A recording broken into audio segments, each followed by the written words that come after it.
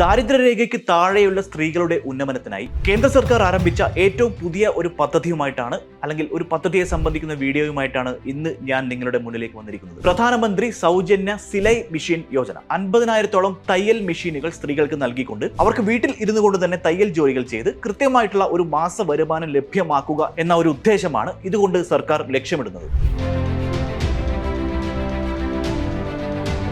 Freedom മണി മലയാളത്തിന്റെ മറ്റൊരു വീഡിയോയിലേക്ക് ഏവർക്കും സ്വാഗതം. ഞാൻ അവിനാഷ്. ഞാൻ ആദ്യം പറഞ്ഞതുപോലെ സ്ത്രീകൾക്ക് എല്ലായ്പ്പോഴും പുറത്തു പോയി ജോലി ചെയ്യാൻ പറ്റുന്ന സാഹചര്യം ഉണ്ടായി എന്ന് വരില്ല. കുടുംബത്തിൽ ഒരുപാട് കാര്യങ്ങൾ ചെയ്യേണ്ടതായിട്ടുണ്ടാകും. വീട്ടിൽ നിന്ന് പുറത്തു പോയി ജോലി ചെയ്യാൻ എല്ലാവർക്കും പോസിബിൾ ആയി എന്ന് വരില്ല. അത്തരത്തിൽ വീട്ടിൽ നിന്ന് പുറത്തു പോകാൻ സാധ്യമല്ലാത്ത ആളുകൾക്ക് അവർക്ക് ശാക്തീകരണം നൽകുക എന്നാണ് ഇതുകൊണ്ട് ഉദ്ദേശിക്കുന്നത്. അങ്ങനെ ചെയ്യുന്നത് വഴി അവർക്ക് കൃത്യമായിട്ടുള്ള ഒരു വരുമാനം ഉണ്ടാകുകയും അവരുടെ കുടുംബം സാമ്പത്തികമായിട്ട് മെച്ചപ്പെട്ട രീതിയിലേക്ക് അവർക്ക് പോകാൻ സാധിക്കുകയും ചെയ്യും. ദാരിദ്ര്യരേഖയ്ക്ക് താഴെയുള്ള ബിലോ പോവർട്ടി ലൈനിൽ വരുന്ന ആളുകൾക്കാണ് ഈ ഒരു യോജന പ്രകാരം തയ്യൽ മെഷീനുകൾ സൗജന്യമായിട്ട് ലഭിക്കുന്നത്. പ്രധാനമന്ത്രി വിശ്വകർമ്മ യോജനയ്ക്ക് കീഴിലാണ് ഈ ഒരു സിലൈ യോജന, സൗജന്യ സിലൈ മെഷീൻ യോജന വരുന്നത്. എന്താണ് പ്രധാനമന്ത്രി വിശ്വകർമ്മ യോജന എന്ന് നിങ്ങൾക്ക് അറിയണമെങ്കിൽ ഫ്രീഡം ആപ്പിൽ ചെന്നിട്ട് പ്രധാനമന്ത്രി വിശ്വകർമ്മ യോജന എന്ന് നിങ്ങൾ ടൈപ്പ് ചെയ്യുകയാണെങ്കിൽ ഒരു ഡീറ്റെയിൽഡ് ആയിട്ടുള്ള ഒരു മലയാളം വീഡിയോ കോഴ്സ് ഫ്രീഡം ആപ്പിൽ അവൈലബിൾ ആണ്. അതുപോലെ തന്നെ ഇവർക്ക് സാമ്പത്തികമായിട്ടുള്ള ശാക്തീകരണം നൽകുക എന്നതിലുപരി ഒരു സ്കിൽ ഡെവലപ്മെന്റിനുള്ള ഒരു സാധ്യതയും ഇവിടെ തുറക്കപ്പെടുന്നു. ഈ ഒരു യോജനയ്ക്ക് കീഴിൽ നിങ്ങൾക്ക്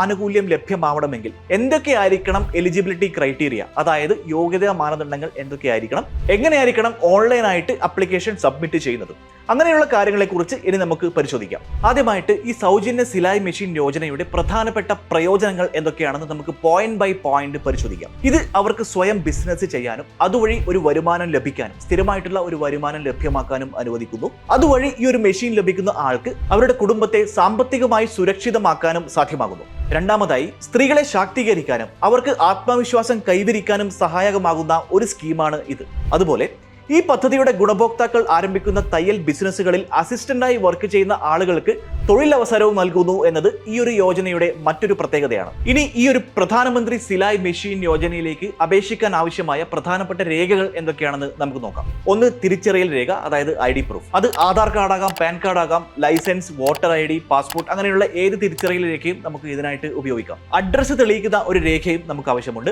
ration card, telephone bill, electricity bill, വാടക രസീത്, ഇങ്ങനെയുള്ള കാര്യങ്ങളും ഇതിനായിട്ട് ഉപയോഗിക്കാം. ഒരു ഫോട്ടോ ആവശ്യമുണ്ട്. അതുകൂടാതെ ഒരു സെൽഫ് ഡിക്ലറേഷൻ ഫോമും നമുക്ക് ആവശ്യമുണ്ട്. ബാങ്ക് അക്കൗണ്ട് ഡീറ്റെയിൽസ് വേണം. ആവശ്യമാണെങ്കിൽ ജാതി സർട്ടിഫിക്കറ്റും സബ്മിറ്റ് ചെയ്യേണ്ടതായിട്ട് വരും. വരുമാന സർട്ടിഫിക്കറ്റും ബാധകമാണെങ്കിൽ നമ്മൾ സബ്മിറ്റ് ചെയ്യേണ്ടതായിട്ടുണ്ട്. അതുപോലെ SC/ST വിഭാഗത്തിലുള്ള ആളുകളാണെങ്കിൽ യോഗ്യതയുള്ള അധികാരി നൽകുന്ന സാധുതയായ ജാതി തെളിവിന്റെ പകർപ്പും സബ്മിറ്റ് ചെയ്യേണ്ടതായിട്ട് ഉണ്ടാകും. അതുപോലെ തന്നെ അധികാരികൾ ആവശ്യപ്പെടുന്ന മറ്റേതെങ്കിലും രേഖകൾ സബ്മിറ്റ് ചെയ്യേണ്ടതായിട്ട് വന്നാൽ അതും നമ്മൾ കൊടുക്കേണ്ടതായിട്ടുണ്ടാകും. ഇന്ത്യയിലെ സംസ്ഥാനങ്ങളിലും കേന്ദ്രഭരണ പ്രദേശങ്ങളിലും കേന്ദ്ര സർക്കാർ നടപ്പിലാക്കുന്ന ഒരു പദ്ധതിയാണ് ഇത്.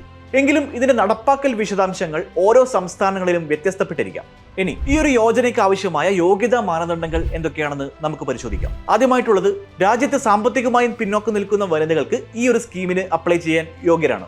അതുപോലെ തന്നെ വിധവകൾക്കും അംഗവൈകല്യരായ സ്ത്രീകൾക്കും ഈ ഒരു യോജനയിലേക്ക് അപ്ലൈ ചെയ്യാം. നേരത്തെ പറഞ്ഞതുപോലെ അപ്ലൈ ചെയ്യുന്ന ആളുടെ പ്രായം 20 വയസ്സിനും 40 വയസ്സിനും ഇടയിൽ ആയിരിക്കണം. അപ്ലൈ ചെയ്യുന്ന ആളുടെ പ്രതിവർഷ വരുമാനം 1 ലക്ഷത്തിൽ കവിയരുത്.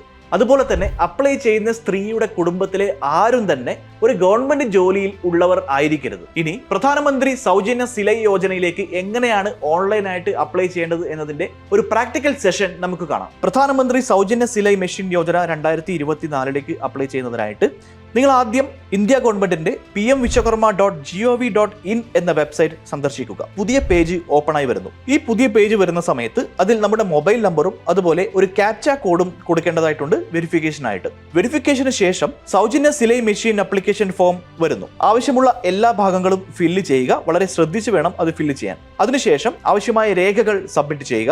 അതിനുശേഷം ക്യാപ്ച കോഡ് ആഡ് ചെയ്ത് സബ്മിറ്റ് ബട്ടൺ ക്ലിക്ക് ചെയ്യുക. ഫ്രീ സിലൈ യോജനയിലേക്കുള്ള നിങ്ങളുടെ ഓൺലൈൻ ആപ്ലിക്കേഷൻ പ്രോസസ്സ് അവസാനിച്ചിരിക്കുന്നു.